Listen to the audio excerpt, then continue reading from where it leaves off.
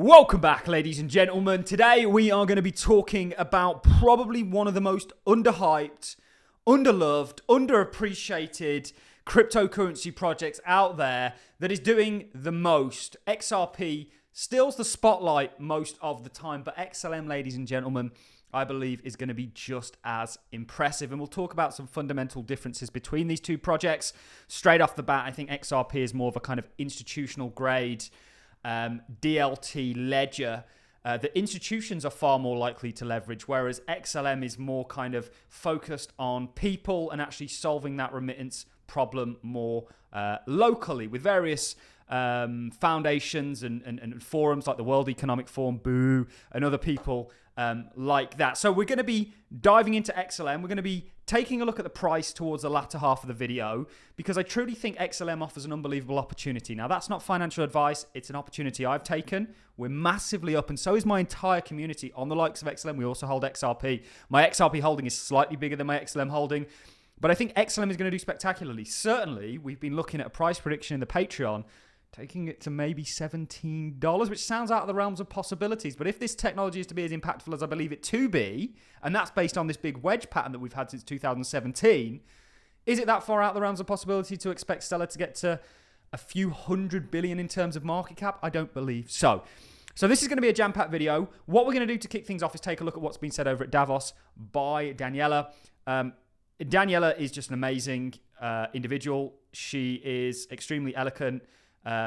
She's a number of things, and she's a great representative for Stellar, I think, first and foremost. You know, she's a great person for the job.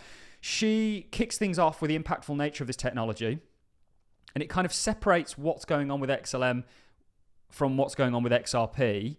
Then she was asked an exciting question. She reiterates the fact that actually XLM is the second most tokenized blockchain in terms of assets on it that there is, period, out of the whole space. And then we'll dive over to what Larry Fink had to say at Davos in regards to what's coming. He talks about the tokenization of everything. I think Stellar plays a role in that.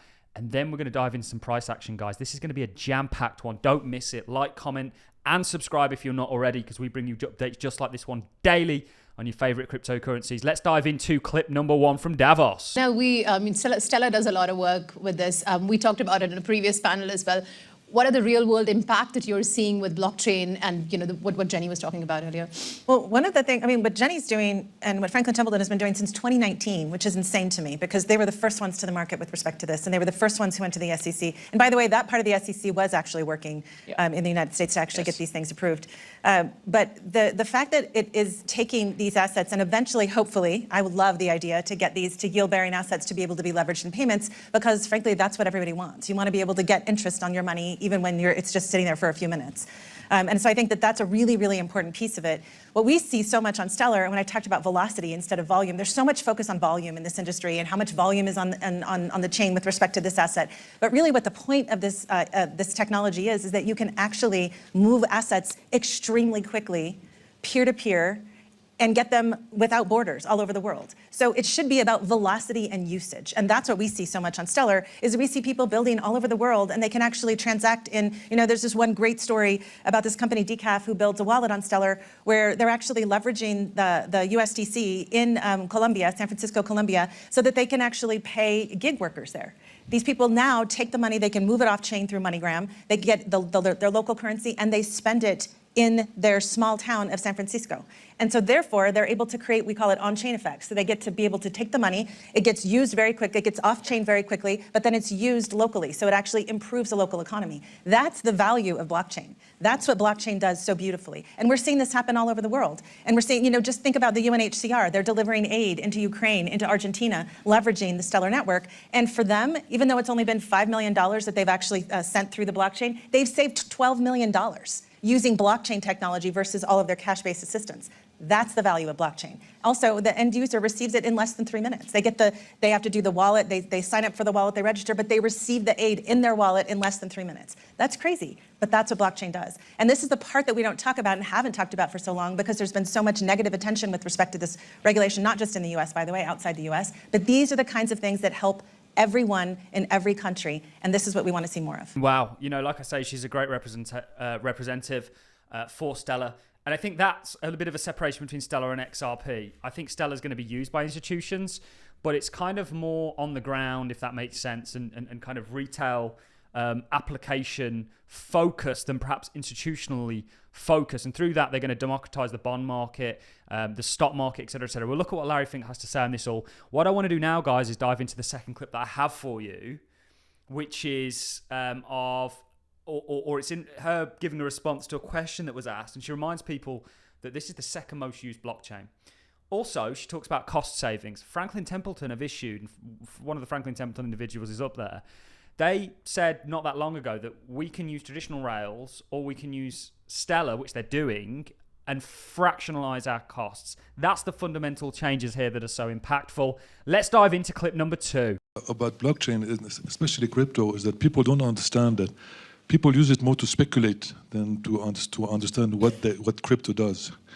And I have a question for Danielle. A couple of years ago, last year actually, we talked about tokenization. And at that point, tokenization was not supposed to be regularized. We realized that. Is it still the case today? What wasn't supposed to be? Tokenization. That's what Jenny's doing. Like securities, like we're seeing tokenization. The Stellar is the second largest chain with respect to asset tokenization, and we see it all over. But it doesn't need government regulation. Oh, well, it depends on whether it's a security.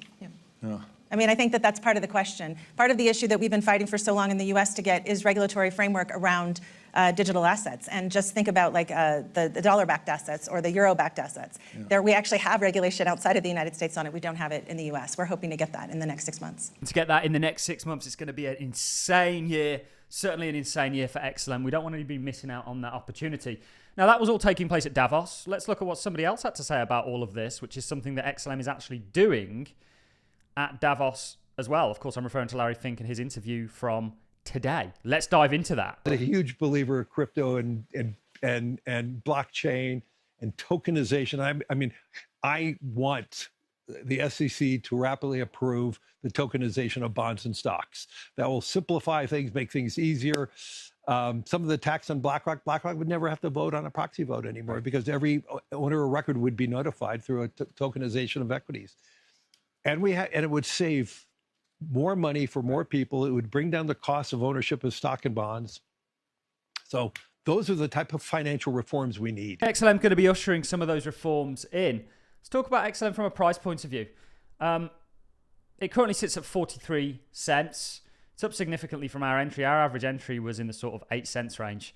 So we're doing very well on it, and there's more to come, ladies and gentlemen. XLM, unlike XRP, and let's get to the weekly time frame, hasn't actually broken out of its wedge, but it will. And actually, I think this is just consolidation before continuation. And we are potentially looking at a insanely high XLM price prediction. And watch out for that video, guys. I'm discussing it with patrons at the moment, but we will release something more broadly. We've currently said it can get to the multi-dollars. I think tens of dollars plus there's potential for, and that only puts it in the hundreds of billions. Is it that outside the realms of possibilities to suggest that this impactful technology could do that? Obviously, since you've broken out of this kind of phase 1 base, you made your double bottom target, which we had. Then you've pulled back. But this pullback is just consolidation before continuation. You have now broken out of what appears to be a bull flag. You're now staggering your way up. You're going to see that continuation. If this bull flag is to play out, that's already taking you to the $2.29 range. And then I think the sky's the limits. Certainly, with everything coming this year, guys, XLM is going to do insane. And it's often the kind of, we call it the dark horse. It's the unloved brother. It's the ugly duckling. Certainly in regards to XRP and all the spotlight that receives. And it receives spotlight rightfully so because it's a transformational technology. But XLM is right up there with it in a different kind of way. Doing a similar thing, but in a different kind of way and a different kind of audience and target audience. But massive as well in terms of multi-trillion-dollar problems being solved. And it just doesn't get as much love. And actually, if you look into the foundations of XLM, some really interesting things there. And there's also rumors about Elon, et cetera, which we cover in an entirely different video in regards to XLM's, what would be the word here? Genesis and initial founding. That's it from me, guys. XLM holders, I think you're going to do just fine. Not financial advice, just all my own opinion. Let me know your thoughts on this video. And I'll see each and every one of you in the next one. Thanks for watching, guys. See you all soon.